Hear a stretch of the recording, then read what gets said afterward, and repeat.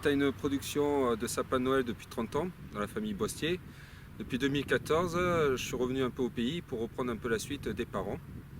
Donc le sapin chez nous, donc il n'est pas de 3-4 générations, ça fait que 2 générations. Et en fait, suite à l'époque, il y a 30 ans, on vivait de la fraise.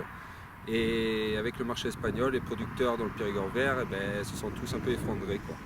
Alors ils ont su rebondir avec le sapin de Noël qui démarrait un petit peu chez nous en France, à une production, et qui a pris de l'ampleur au fur et à mesure. Et donc me voilà aujourd'hui à reprendre un peu la suite familiale sur la production de sapin de Noël. Au pays, c'est ma famille. Voilà, donc mes grands-parents fermiers, mes parents fermiers. Donc c'est ce qui m'a donné envie de continuer. Quand on est dans la terre, en fait on reste dans la terre en général. C'est l'amour du pays, l'amour du Périgord vert, de notre commune de Busserolles, qui nous apporte beaucoup et qu'on essaye de redonner beaucoup pour elle aussi. Et donc après, la culture du sapin, c'est une suite de petits, quoi, que mon papa, il travaillait pour le Père Noël. Aujourd'hui, je suis père aussi, j'ai 2 enfants, en bas âge, 5 et 7 ans. Et pareil, ils me font, papa, tu travailles aussi pour le Père Noël et tout. Je dis oui, je travaille pour le Père Noël, il faut lui aider. On fait les sapins pour que tout le monde, tous les enfants aient un petit cadeau sous le sapin. Donc c'est pour ça, on travaille pour lui. C'est la magie de Noël. Alors la culture du sapin de Noël, donc avant tout, notre bonne terre du Périgord, donc une terre un peu sableuse. Donc on fait de l'élevage, donc c'est des terres qui sont reposées, il y a eu des prairies et tout. Alors à partir de là, on prépare un terrain comme tout, on le laboure. Donc les plantations, les plants on les fait pas par contre, on les achète aux pépinières et tout. Donc par exemple on creuse la plupart du temps, qui est à côté de chez nous. Et donc le plant, quand on l'achète en pépinière, en général il a déjà 3-4 ans de semis. Et quand on le plante. Et à partir de là, après, une fois planté, il faut bien attendre 5, 6, 8 ans avant de commencer à le vendre pour Noël et tout. Alors les étapes, donc la plantation. Après la plantation, beaucoup de sarclage, mécanique ou manuel, la tranche, ou voilà, les vieilles sarcleuses à maïs et tout. De la tente, après tous les ans, chaque arbre sont taillés pour essayer que ça soit le plus joli possible. Et donc après, un peu de nourriture dans les années qui commencent un peu à pousser.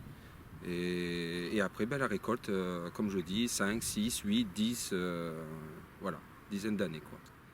Alors nos problématiques que l'on trouve dans notre culture, donc un peu comme toute production, la sécheresse, alors la gelée, surtout la gelée. Donc là, les 2 dernières années se sont pas trop mal passées, on n'a pas eu de gelée. Les 5 autres, on a pris 4 gelées sur 5. Donc désastre. C'est-à-dire, vous savez, au printemps, les bourgeons, les jeunes pousses, tout est cramé. Le sapin n'a plus de pousses. Donc des trous partout, des scies, invendables. Donc là, à partir de là, les clients, ils nous font la tête aussi. Donc pas trop les clients du détail, parce qu'eux, ils savent, ils nous voient, ils viennent chez nous, donc ils nous respectent. Mais la vente en gros, très dure. Donc beaucoup de concurrence à l'étranger, du sapin pas cher, de la main d'œuvre pas chère à l'étranger.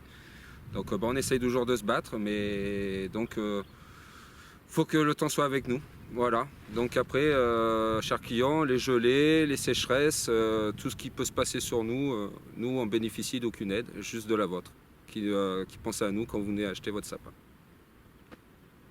Super.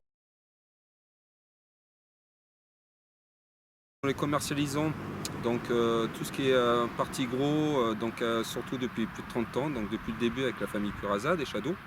Donc on se met en collaboration pour être un peu plus fort, proposer un peu plus de choix et au plus large possible de clientèle.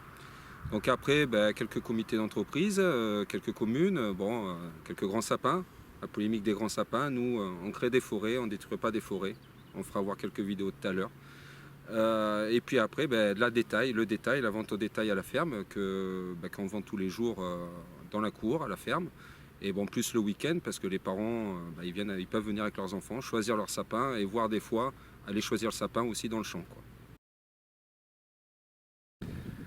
Alors c'est un grand plaisir de voir notre clientèle venir choisir son sapin dans la ferme, donc puisque y a un échange comme ça, les parents peuvent se renseigner sur, ben voilà, sur nos problèmes, combien de temps le sapin il a poussé, et puis surtout de voir leurs enfants en train de choisir le sapin, des yeux, des billes grands ouverts, parce que voilà, Noël est là et il faut le sapin pour que le Père Noël il puisse passer. Alors nous produisons 3 variétés de sapins. Donc on a le Grand 10. Donc le Grand 10, sa particularité, donc il est on va dire un peu entre le Norman et l'Épicéa. Alors par contre, il est joli, bien touffu. Et sa particularité, c'est quand on le prend ou quand on le touche, même dans les maisons, il a une odeur d'agrumes. Voilà, celui-là, il a un petit parfum d'agrumes qu'il laisse. Donc les clients, on aime ou on n'aime pas. C'est-à-dire soit on aime avoir une petite odeur, ou si on veut pas d'odeur, ben, on ne choisit pas le Grand 10. Après, donc nous avons le Norman, hein, celui que tout le monde, ce que tout le monde veut en ce moment, hein, depuis quelques années, hein, donc qui tient plus ses épines, que ça tombe pas, que ça pique pas, donc qui est très sensible au gel par contre. Voilà, par rapport au Grand 10 et l'Épicéa, c'est celui qui est le plus sensible au gel. À 0, il gèle. Donc voilà, le Norman. Et après, on a aussi de l'Épicéa. Voilà. Donc là, on est sur un couloir où on va. Donc l'Épicéa, lui, il pousse. Donc celui-là, il faudrait tac tac tac le retailler quoi, pour qu'il puisse bien se former et tout. Ce sera plus pour l'année prochaine celui-là. Et donc oui, il pique un peu. Bon, tout le monde, nos clients disent que oui, il perd ses épines et tout, mais il faut que la clientèle sache très bien qu'un épicéa, ça s'achète à partir du 10 décembre. Donc voilà, c'est nous à la vente au détail, ils sont coupés 2-3 jours avant, mais pas avant le 10 décembre. Juste pour les périodes de Noël, que le sapin il puisse tenir vraiment comme il faut dans les maisons. Donc cette parcelle, en fait, elle est destinée donc, pour notre production de sapin, donc pour les fêtes de Noël. Puis ici, donc, on se trouve ici où ça deviendra une forêt. Donc on peut voir, on a pu commencer déjà un peu sur les épicéas. Donc on a commencé à éclaircir. Donc en fait, on peut voir tous les 4 ans, il y a un rang d'épicéas ou de Grand 10. Parce que c'est ce qui pousse le plus vite, qui est vraiment le plus esprit du bois et tout, pour la papeterie, pour le bois de charpente et tout. Alors donc après, voilà, donc tous les 4 ans, on éclaircit, on laisse un sapin à peu près tous les 4 mètres, à quelque chose près ou 5 mètres, et on y va, on éclaircit. Et donc ici, à l'avenir, il restera peut-être quelques Normannes aussi, ceux qui ne pourront pas se vendre ou n'importe, mais ici, partout autour, ça deviendra une forêt.